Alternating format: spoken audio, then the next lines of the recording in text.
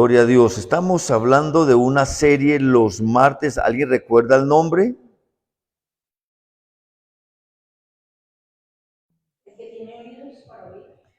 El que tiene oídos para oír, oiga.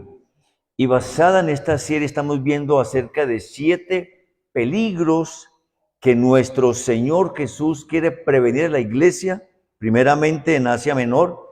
Las 7 iglesias que aparecen descritas en Apocalipsis, en el capítulo 2 y el capítulo 3.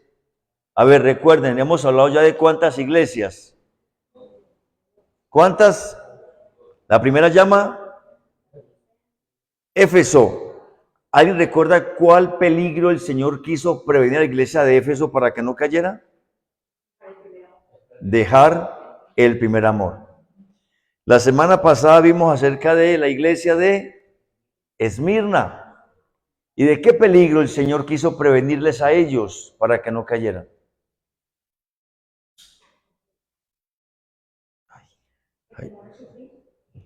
El peligro a que la iglesia pierda el temor al sufrimiento.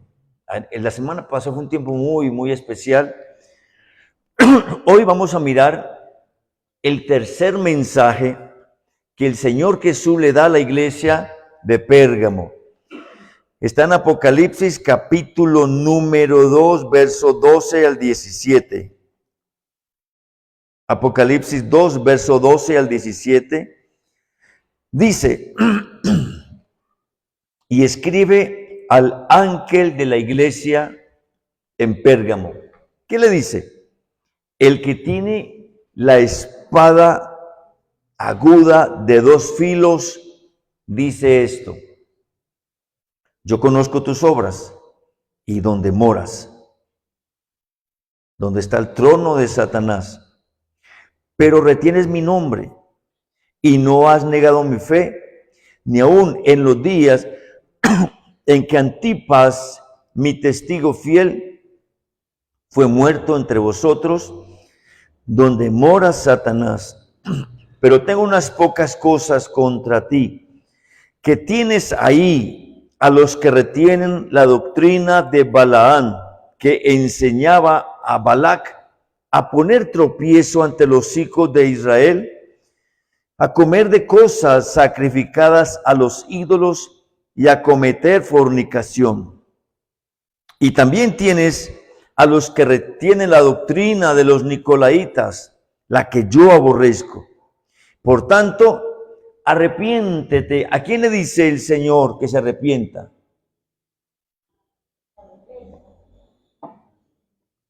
¿Le está hablando a quién el Señor directamente? Al ángel de la iglesia, que es. O sea que ¿a quién le estaría hablando el Señor en primer lugar hoy? A mí. ¿De qué le dice el Señor que se arrepienta? Ya lo miramos. Arrepiéntete, pues si no, vendré a ti pronto y pelearé contra ellos con la espada de mi boca. El que tiene oído, oiga lo que el Espíritu dice a las iglesias. Al que venciere, daré a comer del maná escondido y le daré una piedrecita blanca y en la piedrecita escrito un nombre nuevo, el cual ninguno conoce sino aquel que lo recibe. Oramos. Padre, gracias por tu palabra esta noche, poderosa, fuerte, dura. Y a veces quisiéramos que no nos hablaras tan fuerte, Señor, que fuera más suave, que fuera más fácil seguirte, Señor, que no fuera tan complicado. A veces pareciera extremo algunas cosas que pides, pero eres Dios, es tu iglesia, somos tu pueblo, somos tu creación. Y solo por tu misericordia estamos en esta tierra, solo por tu amor podemos seguirte y conocerte. Así que sea la voz del Espíritu Santo revelando tu palabra, tu propósito, llamando a tu iglesia a evitar este peligro en el nombre de Jesús. Amén. El peligro que el Señor, o el tercer peligro, al cual el Señor llama a la iglesia a evitar, es el peligro de masificarse, contaminarse y permitir que el mundo entre a la iglesia con sus enseñanzas, formas, modelos, modas, cultura, etcétera, etcétera. Bueno, en cada país hay una manera de iglesia. Las doctrinas, algunas doctrinas tienen algunas, a ver cómo lo explico, algunas formas sincretistas de hacer iglesia. Hay pseudo iglesias, predican, cantan, pero en lo fundamental tienen contaminación con brujería, con hechicería, con espiritismo. Hay iglesias que parecen más una discoteca que una iglesia. No porque yo estoy en contra de las luces, en contra de la tecnología, ni más faltaba, no. Pero le hacen un énfasis o un sobreénfasis a esto, ¿sí? O sea, hay todo tipo de iglesias. Hay iglesias que solamente son pelo y vestido. ¿Sí me estoy haciendo entender? Pero son solo apariencia. O sea, hay todo tipo de iglesias y como les he dicho, las 7 iglesias a las cuales el Señor le escribe a los pastores de la iglesia, de las iglesias en Apocalipsis, prácticamente revelan la condición de alguna iglesia en particular. Pero de todo lo que el Señor les dice a ellos, de eso algo hay en todas las iglesias. Y vamos a mirar aquí qué hay en esta iglesia, comenzando por el propio pastor. Primero, ya hablamos también la estructura que tiene cada carta. Primero, la presentación. Primero, ¿a quién? El destinatario, ya sabemos, el pastor. Segundo, el remitente. ¿Quién es el remitente de las cartas? Jesús. Y por ser remitente, él se da el derecho de hacer su propia presentación. Lea allí en el versículo cómo dice, cómo se presenta ahí Jesús para este pastor y para esta iglesia. El versículo número 12. El que tiene la espada de 2 filos, dice esto. ¿Sí? Pero también en esa estructura literaria, Jesús, el Señor, siempre le dice algo bueno. Les afirma por qué los alaba. Pero en cuarto lugar, también hay una exhortación siempre, una reprensión o una exhortación para invitarles siempre. Solamente de las 7 hay una sola iglesia a la cual no le dice que se arrepienta. Luego vamos a mirar cuál es. Pero en lo general, siempre a todas las iglesias, comenzando con su propio líder, le dice arrepiéntete. ¡Wow! Pero termina la carta diciendo, al que venciere le va a dar un premio. Igualmente, en cada una de las iglesias hay un premio diferente para los que se arrepientan y salgan vencedores. Inicialmente, amados, pensemos a la iglesia o el lugar geográfico al cual Jesús le envía la carta. Es a la iglesia de Pérgamo. Y en este momento, cuando la carta llega, Pérgamo era la capital de la provincia romana en Asia Menor. Era una ciudad administrativamente muy poderosos, muy fuerte, tanto que los gobernantes de su época trataron de convertir a Pérgamo como una gran Atenas. Querían volverla como una Atenas. Querían hacer que Pérgamo sobresaliera, como por ejemplo, competir con Alejandría en Atenas, donde está una de las grandes maravillas del mundo. ¿Alguien sabe cuál es la maravilla del mundo que hay en Atenas, en Alejandría? Las bibliotecas. Es una de las grandes maravillas del mundo, las grandes bibliotecas en Alejandría. Pues bien, Pérgamo competía con esto tanto que dicen los historiadores que Pérgamo contenía aproximadamente 200,000 pergaminos, rollos de pergaminos. Y la palabra pergamino precisamente nace de la expresión Pérgamo, porque allá en Pérgamo se cambió el estilo de hacer escrituras cuando se hacían en papiros que se producían en unas hojas que se producían alrededor del río Nilo, las machacaban y en ellas se escribían y se hacían los escritos de los antiguos, entre ellos la palabra del Señor. Entonces Pérgamo fue la ciudad que cambió esa forma de escritura, o más bien el papel donde se escribía, por pieles de cabras y de ovejas. Y por eso tenía más de 200,000 pergaminos. Algo importante aparte de los pergaminos era que tenía un imponente edificio donde era un santuario para el dios Zeus, inmenso, inmenso. Bueno, hay mucho para comentarles sobre esto. También Pérgamo era el centro de adoración del emperador romano César, y en tercer lugar, Pérgamo tenía el centro medicinal más grande de la humanidad en esa época, y su centro llamaba en griego Asclepio y en romano Esculapio. ¿Alguien ha escuchado esa expresión, Esculapio? Pues bien, ese centro de medicina se hizo a las afueras de Pérgamo con un propósito de que todo el mundo habitado llegara ahí para ser curado. Obviamente no por la medicina tradicional, sino por brujerías, hechizos, encantos. Y lo más tremendo, ¿saben qué es?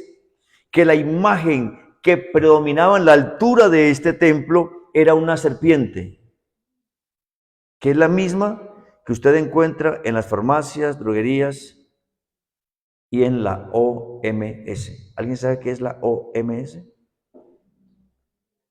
¿Coincidencia? No. ¿Usted sabe por qué la OMS gobierna la salud en el mundo? Es un monopolio. Pero detrás de ese monopolio, ¿quién está? Ya saben ustedes a qué me refiero. Por eso cuando usted escuche de pandemias, está la serpiente detrás. Cuando usted escuche de medicinas alternativas, de aplicar inyecciones, una cantidad de cosas, ahí está la OMS. El poder, uno de los 7 montes. ¿Alguno ha leído acerca de los 7 montes? Algún día les voy a enseñar acerca de los 7 poderes que gobiernan el mundo, entre ellos la salud, Esculapio. Ok, y con respecto ya a la iglesia como tal, el apóstol Pablo durante los 2 o 3 años que él estuvo en Éfeso, pasó a Pérgamo y estableció allí a la iglesia. Muy bien, más o menos es como lo general de Pérgamo. Ahora, ¿cómo se presenta Jesús a este hombre? ¿Cómo se presenta? ¿Ya leímos? Como el que tiene la espada de 2 filos. La expresión literal dice así: el que tiene la espada, la aguda, la de 2 filos. Tremendo. Alguien búsqueme por favor Hebreos capítulo 4, verso 12. Y otro, bueno, el Apocalipsis 2:16, ahí es que lo dice. ¿Qué dice? Hebreos 4:12. Creo que lo debemos conocer de memoria, ¿cierto que sí? ¿O no?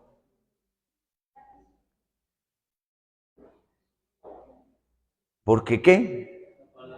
Porque la palabra de Dios es más cortante que toda espada de doble filo, que penetra. ¿Qué hace?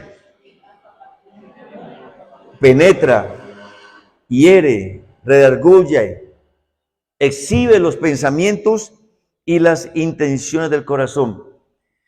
Amados, miren nuevamente los 3 elementos que eran posicionales o que eran prominentes en Pérgamo. ¿Alguien ya los recuerda cuáles fueron?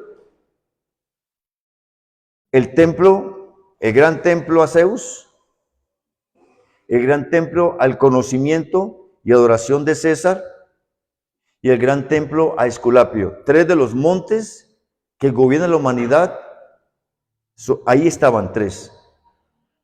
Y precisamente a esa ciudad y a esa iglesia Jesús se les manifiesta como el que tiene la espada de doble filo. Porque la palabra es más poderosa que el conocimiento humano. Porque la palabra del Señor es más poderosa que la curación supersticiosa o científica del ser humano. Porque la palabra del Señor es suficiente para que usted y yo, en espíritu y en verdad, adoremos al Señor. Qué interesante, noten que de acuerdo a la situación geográfica, espiritual, comercial, como sea de la ciudad y de esa iglesia, así Él se presenta. Por eso me apasiona cuando enseño Apocalipsis, me fascina estudiar este libro y enseñarlo. Porque en Apocalipsis, en este libro, Jesús es presentado como el Señor, el todo, el alfa, el omega, el principio y el fin, el todopoderoso, el creador de todo. Y eso es lo que quiere darle a entender a esta iglesia, que su palabra es suficiente. ¿Cuánto le dan gloria a Dios? Usted tiene mucho conocimiento, gloria a Dios, pero su conocimiento no es más que la palabra del Señor.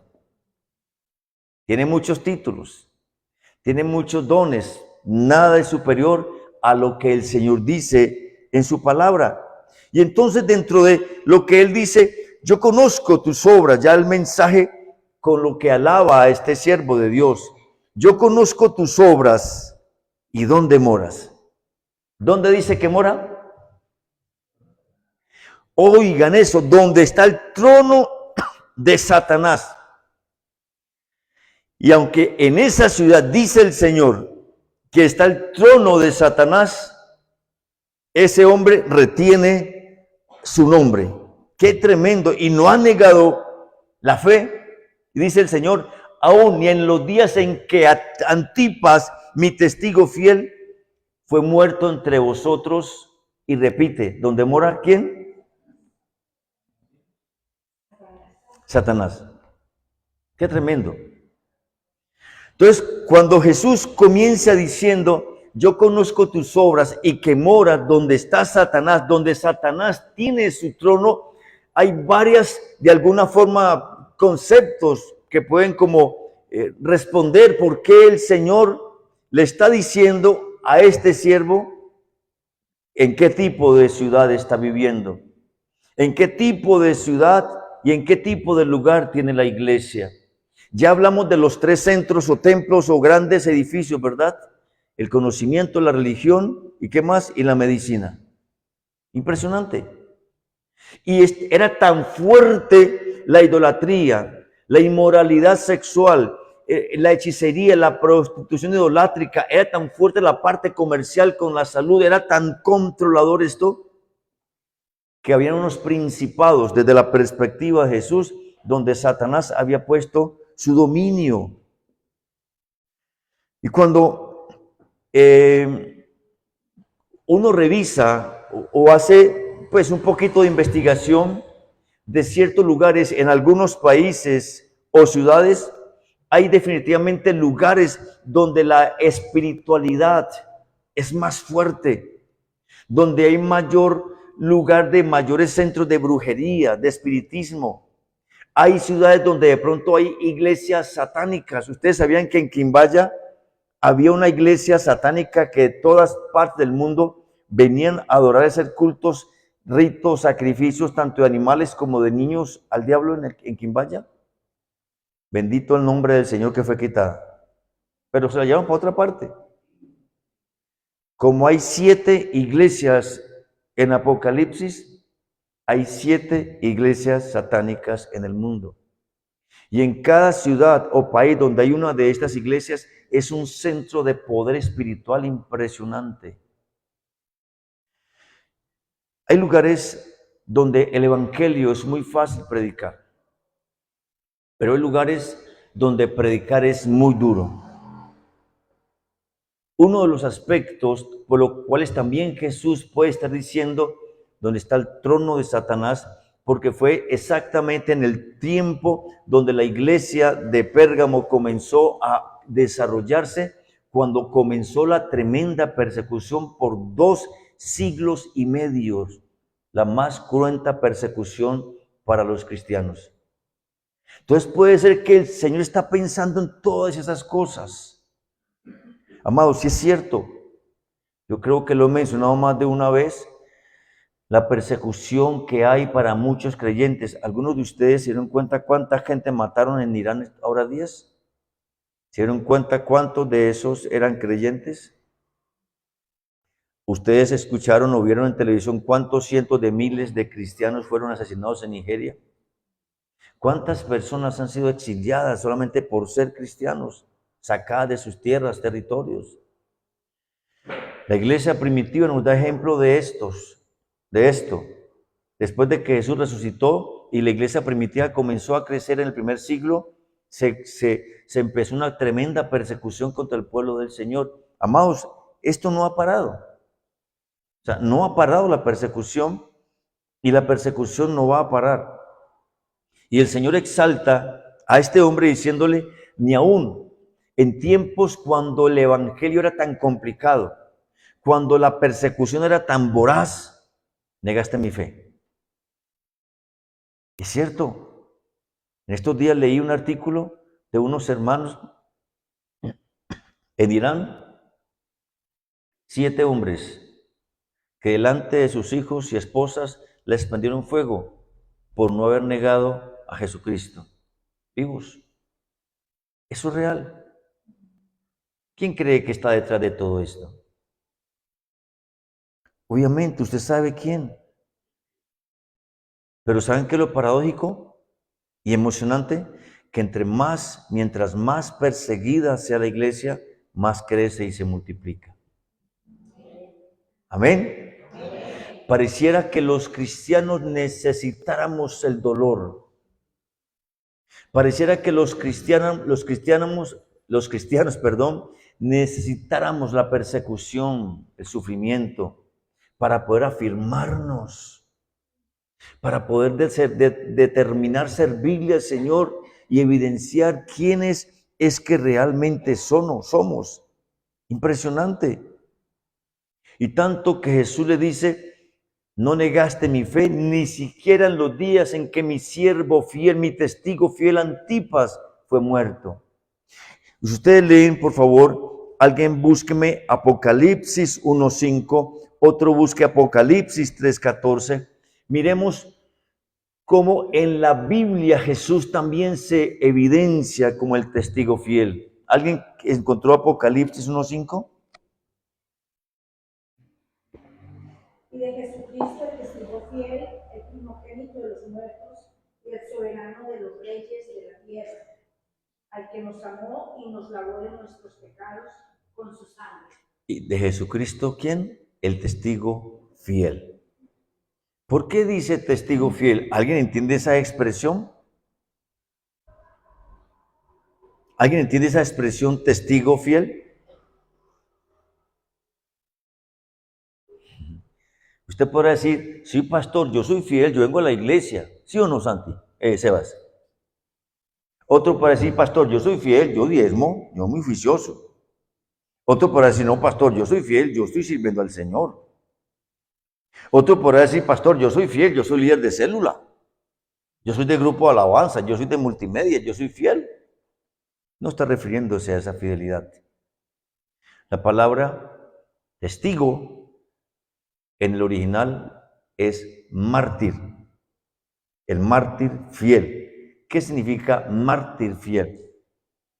Aquel que por amor a Dios, por amor a Cristo, entrega su vida al sufrimiento y a la muerte y no renuncia a Él. A Jesucristo, el testigo fiel y verdadero. ¿Por qué? Porque murió por nuestros pecados, porque fue crucificado por nosotros, porque no dijo, no lo voy a hacer. Él dijo, Señor, que se haga tu voluntad y lo que no, y no la mía. ¿Cuántos testigos fieles, mis amados, en el mundo han habido? ¿Cuánta gente asesinada, quemada, enterrada viva, enterrados vivos y de muchas otras formas que han preferido decir Cristo es Dios y no el Rey o su Dios o lo que están queriendo que confiesen? ¿Qué dice Apocalipsis 3:14? Sí, porfa, léalo. Hermano, usted ganó primero. Y escribe al ángel de la iglesia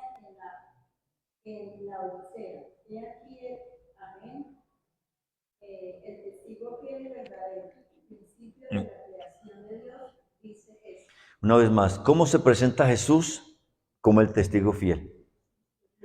Lo que realmente dice es, se presenta como el mártir fiel y verdadero. Y por eso pone el ejemplo de este hombre Antipas, cuando mi siervo Antipas, testigo fiel, ni siquiera en tiempos tan peligrosos como ese, este pastor desfalleció. Y mis amados, siéntanse bienaventurados cuando por causa del Señor sufren. Cuando por causa del Señor la gente dice cosas de ustedes, los rechazan, los critican, los juzgan, porque el Señor dice que ustedes son bienaventurados si permanecen firmes en la fe. Amén. Así que, iba a decir algo muy feo. Amor, se lo hace mi esposa para que ella no se ponga a orar conmigo, porque pronto los demás me ponen bravos conmigo. Amor, no llorique cuando sufre por el Señor. Porque no nos gusta sufrir. Nos cuesta sufrir. Pero también es parte, como decía ahora 8 días, de la vida cristiana, el sufrimiento, pero si sufrimos por causa de ser fieles. Amén. Ahí nos convertimos en verdaderos testigos. Pero no sufrir por lo que pasa enseguida. Ahora viene en tercer lugar la reprensión o la corrección o la exhortación del Señor. En el verso 14, alguien que lo lea, por favor. El verso 14, creo que no va a alcanzar a terminar hoy, pero por lo menos hagamos esta parte. ¿Qué dice el verso 14? 2.14. Perdón, estamos en Apocalipsis 2.14. ¿Qué dice? Pero tengo unas pocas cosas contra ti, que tienes ahí a los que retienen la doctrina de Balaam. Enseñaba a Balaam a poner tropiezo entre los hijos de Israel, a comer de cosas sacrificadas a los ídolos y a cometer fornicación. Ok, entonces vamos a poner en balanza. Primero, el siervo de Dios y la iglesia pasó la prueba en el sufrimiento. Pero hay algunos aspectos en los que no está pasando la prueba. ¿Y en cuáles cosas? Que dentro de la iglesia hay unos fulanos que son de la doctrina de Balaam y otros fulanos que son de la doctrina de Balac. ¿Alguno de ustedes sabe qué significa ser un fulano que practica la doctrina de Balaam u otro fulano que practica la doctrina de... ¿Qué dije? ¿Nicolaitas? No, Nicolaitas, doctrina de Balaam y doctrina de Nicolaitas. ¿Alguno sabe? ¿Lo ha estudiado? Seguramente sí, seguramente no. En Números capítulo 22 al 24, no lo voy a leer por el tiempo, usted en su casa lo puede leer. Usted va a encontrar que un hombre llamado Balac, rey de Moab, por causa de un pasado de la persecución de Dios a los moabitas, contrató a un falso profeta llamado Balaam. ¿Con qué objetivo? Que maldijera al pueblo de Israel. Y lo llevó a diferentes montes para que de las alturas maldijera a Israel. Pero cada vez que este hombre lo iba a hacer, Dios se lo impedía y en vez de maldecir al pueblo del Señor, lo bendecía. Por 3 veces ocurrió así. Y como no pudo, tanto Balac, el rey, se fue todo enojado, incómodo, y Balaam todo triste porque no pudo recibir la recompensa que recibiría por causa de maldecir al pueblo del Señor. Pero entonces el hombre tuvo una buena idea. Fue y buscó a Balac, al rey, y le dijo, haga lo siguiente, las mujeres de ustedes son, 90, 60, 90. Las mujeres de ustedes no son mojigatas. Las mujeres de ustedes no son tan evangélicas, no usan vestido tan largo, no son como tan cubiertas.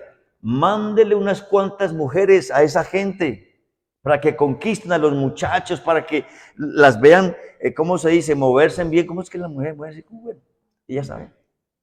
Y así con sus caderas y exhibiendo sus pechos y sus sonrisas y todo ese tema, para que los seduzcan. Pues literalmente eso fue lo que ocurrió. Balaam convenció al rey de mezclar con los israelitas que estaban viviendo en el desierto, de que las mujeres de ellos comenzaron a visitarlos. Ellos en pleno desierto, ellos con comida regular, ¿sabes que comían según ellos? ¿Qué comían ellos en el desierto? Maná. Y se llevan estas mujeres unos asados de churrasco, de punta de anca, de carne de cerdo asada al barril, con sus papitas a la francesa, yuquita, platanito, chimichurri, guacamole, con unos vinos, mejor dicho, del otro mundo, mejores que los chilenos o que los franceses. Y se iban con sus comidonas a seducir a los hombres. Y ellos a punta de pancito como culantro maluco, pues con ese olor a carne, ¿quién no se les despierta el apetito, hermano? Y comenzaron a comer de la comida de ellos. Y comenzaron a beber de la bebida de ellos. Pero como los moabitas en sus fiestas paganas celebraban cultos, prostitución idolátrica, todos los animales que ellos consumían después lo hacían como respuesta a ofrecimiento a sus dioses. Y tenían que hacerlo siempre en sus templos, en sus lugares donde las sacerdotisas con los hombres que presentaban sus animales para el sacrificio, adoraban a sus dioses y luego entraban en fornicación y prostitución idolátrica. Eso fue lo que comenzó a pasar en medio del pueblo de Israel y por eso se contaminó el pueblo. Alguien léame números 25, 1 al 3 como para resumir todo lo que ahí dice. Números capítulo 25, verso 1 al 3. Moraba Israel en un sitio, y el pueblo empezó a fornicar con las hijas de Moab, cuales invitaban al pueblo a los sacrificios de sus dioses, y el pueblo comió, y se inclinó a sus dioses. Así acudió al pueblo a Baal Peor, y el furor de Jehová se encendió contra Israel. Escuchen esto, amados. Imaginémonos a las mujercitas estas con los hombres. Pero esto qué tiene de malo. Hombre, comer carne, comer rica. Mire este amuletico, ¿qué tiene de malo esto tan sencillito? Nada, mire a mí cómo me va bien. Ve a mí cómo, ¿sí? Y esta gente comenzó a incitarles a practicar la idolatría de ellos. Comenzó a incitarles a comer de la comida de ellos, a beber del vino de ellos y a practicar los placeres y los gustos de ellos. Y como consecuencia, el pueblo de Dios se paganizó y poco a poco llegó la maldición para el pueblo de Israel. Y Dios se enojó y en un solo día murieron 22,000 hombres por causa de haberse contaminado con las mujeres de Moab. ¿Cómo se hace esto más presente en la iglesia? ¿O cómo la iglesia de esta moderna comenzó también a perder el peso de sus valores, de su sana doctrina? Quienes han leído un poco de historia del cristianismo, habremos leído que en el 313 el emperador Constantino promulgó el edicto de Milán. ¿Qué significaba eso? Le concedió a los cristianos después de 2 siglos y medio de persecución libertad. Entonces, ¿qué hicieron? Simplemente los cristianos ya no les persiguen más y todo el mundo somos cristianos.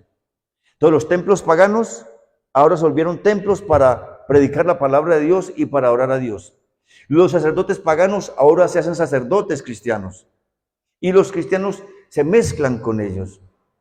A tal forma que todas las costumbres, ustedes han leído todo lo que tiene que ver con oración a los muertos, las vírgenes, los amuletos, todo lo que tiene que ver con el purgatorio, todo lo que tiene que ver con todas esas fiestas que se celebran, el Halloween, desde allí se masificaron.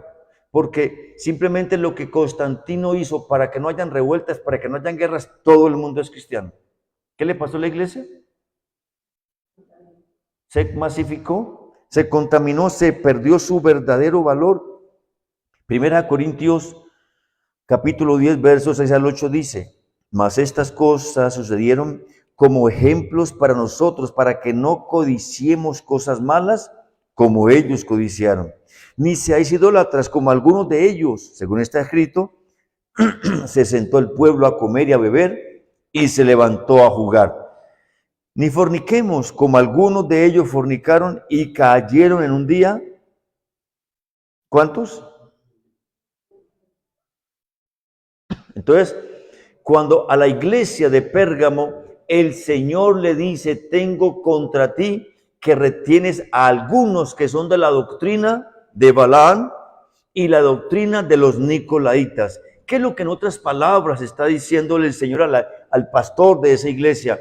Es que hay en la iglesia un grupo de personas con los cuales eres permisivo. Están trayendo las modas, las costumbres, las formas del mundo a la iglesia y no te has dado cuenta o las estás soportando. ¿Cómo podríamos contextualizar eso hoy? En 1967-64, durante 20 años, hubo el movimiento hippie en Estados Unidos, ¿recuerdan? Y el movimiento hippie llegó a las iglesias. Tan impresionante, hubo un avivamiento con el movimiento hippie. Miles y cientos de miles de hippies se convirtieron a Cristo. Vivían en unión libre, vivían en la calle, de aquí para allá, consumían sustancias, etcétera, etcétera. Tenían hijos. Las primeras leyes para el aborto nacieron de congresistas que salieron del movimiento hippie, no sé si lo sabían. Las primeras leyes para favorecer el aborto, porque ellos tenían hijos y los botaban, los asesinaban desde el vientre. Las primeras leyes a favor del aborto comenzó con el movimiento hippie. Pero la iglesia comenzó a moverse con esta gente con diferentes formas de adoración y alabanza, diferentes formas de predicación, pero poco a poco mucha de la iglesia norteamericana se fue modificando y las costumbres de los hippies comenzaron a adaptarse en la iglesia. Tanto que el tal movimiento de unión libre, no recuerdo el nombre técnico que es, nació de el movimiento hippie que se metió a la iglesia. A tal forma que vivamos, pasémosla bien, paz con todos. Si no nos va bien, nos abrimos, chao, no hay problema. A tal punto que en muchas iglesias es normal que un chico con una chica nos besamos, hicimos el amor, vayámonos a vivir. Si nos va bien algún día nos casamos. Y las iglesias seguimos permitiendo eso. ¿Qué problema para que los chicos hoy se casen? No, vivamos en unión libre. Y aún los mismos cristianos viviendo en unión libre. Cosas como esas. La política, el gobierno, la economía, la educación. Todo comenzó a relativizarse. ¿Por qué la doctrina de la ideología de género, o lo que llaman el wokismo? Algún día les explico un poco más acerca del wokismo. Todo lo que eso contiene. ¿Es algo que está pasando con Occidente y con el mundo entero? Es que el Espíritu Santo está despertando a gobernantes en el mundo entero a regresar a los principios de la palabra y a rechazar el wokismo y todo lo que es la ideología de género en el mundo. Los matrimonios igualitarios, aborto, reconversión de la sexualidad de los niños, todo lo que ustedes han escuchado y conocen, que lo están queriendo imponer como con leyes en favor, para que la gente tenga que obligarse en las escuelas y colegios a que los niños estudien los libros de los materiales con respecto a ideología de género. Italia, por ejemplo, Suecia, no recuerdo más nombres, pero muchos países en este momento están regresando a los principios y valores del reino de Dios en la palabra del Señor. Pareciera que Jesús necesitara hablar a la iglesia hoy también. Pareciera que Jesús quisiera decir a los que no quieren casarse, pero quieren seguir en fornicación, tengo contra ti que estás aceptando la doctrina de Balaam, que permite la fornicación, la inmoralidad sexual y la idolatría. Pero tengo contra ti que tienes en tu iglesia a gente que practica la doctrina de los nicolaitas. ¿Saben en qué consistía la doctrina de los nicolaitas? Todo lo de Balaam, permisividad, libertinaje, pero se sumaba que había un super ungido, que sin él nadie hablaba, sin él nadie decía, y la adoración y la exaltación del hombre más que al Señor Jesucristo. Y cuando Jesús dice, soy el que tiene la espada de doble filo en su mano, está diciendo por encima de cualquier tipo de ideología, por encima de la cultura y las subculturas, por encima de la doctrina de los hombres, está mi palabra que es de doble filo. Usted dígame que cree en esto. Usted dígame que le permite a su hijo que haga con su cuerpo lo que quiera. Usted dígame que usted puede estar aquí o puede estar allá, puede hacer esto o puede hacer lo otro. Usted tiene toda la razón. Pero primero, ¿qué le dice el Señor? El que tiene la espada de filo en su mano. ¿Quién vale más? ¿Lo que Jesús dice o lo que el mundo dice? Lo que la cultura dice. Lo que las constituciones, porque muchos países han organizado sus constituciones a favor del wokismo y de las leyes de la ideología, las formas de la ideología de género. Es legal el mal, es ilegal el bien. ¿Cuántas iglesias cerradas? ¿Cuántos pastores encarcelados? ¿Cuántos creyentes perseguidos? ¿Cuántos profesores expulsados de su trabajo porque tienen una Biblia o porque se osaron en un país desarrollado a hablar de Dios? ¿Cuántos estudiantes expulsados y perseguidos en sus escuelas y colegios porque se atrevieron a decir que son cristianos? ¿Cuántas mujeres en sus trabajos han cedido a acostarse con sus jefes por no perder su trabajo? ¿Cuántos empresarios para ganar más dinero ceden y hacen corrupción, venden mercancía mala o compran mercancía mala o negocian bajo cuerda doble contabilidad? ¿Cuántos políticos, cuántos gobernantes solamente por un puesto, por un favor político negocian sus principios, sus valores cristianos solamente por poder y por dinero? De eso está lleno el mundo. Usted y yo podemos cantar, y perdone la expresión, y bailar como queramos. Pero él dice, yo soy el que tiene la espada de dos filos en su mano. Usted puede creer lo que quiera. Es lo que Jesús le dice al pastor. Usted puede practicar lo que quiera. Usted puede vivir como quiera. Pero tengo contra ti que retienes. Y yo creo que la enseñanza de hoy, mis amados, el desafío de hoy es a mirarnos qué retenemos de allá afuera. Una vez más, yo no tengo problema con las luces. Mire, me encantan las luces. Yo no tengo problema con la tecnología. Yo no tengo problema con las bandas musicales. No tengo problema con los conciertos. No tengo problema con actividades que exalten el nombre del Señor. Pero lo que Dios quiere que yo tenga problema es cuando esas cosas se convierten en lo fundamental. Y de pronto esas cosas comienzan poco a poco a alejarme de la centralidad de la sana doctrina.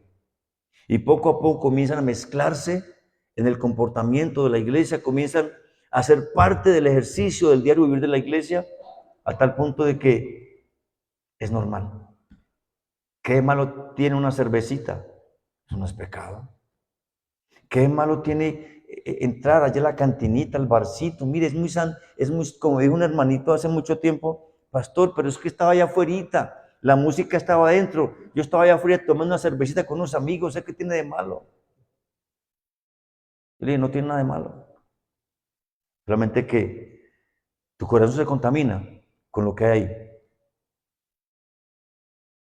¿Qué tiene de malo hacer esto o hacer aquello? No es lo que tenga de malo, es lo que el Señor dice en su palabra. Y creo que allá es donde el Señor tiene que llevar la iglesia. ¿Sí?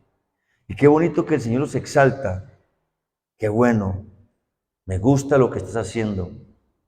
Te guardas, Eres fiel, vienes juicioso a la iglesia, oras, ayunas, estás diezmando, estás sirviendo, qué bueno. Y el Señor se le olvida qué hacemos, ¿verdad que no? El Señor exalta lo bueno que usted y yo hacemos. Y qué bonito que el Señor se olvida de nuestras obras.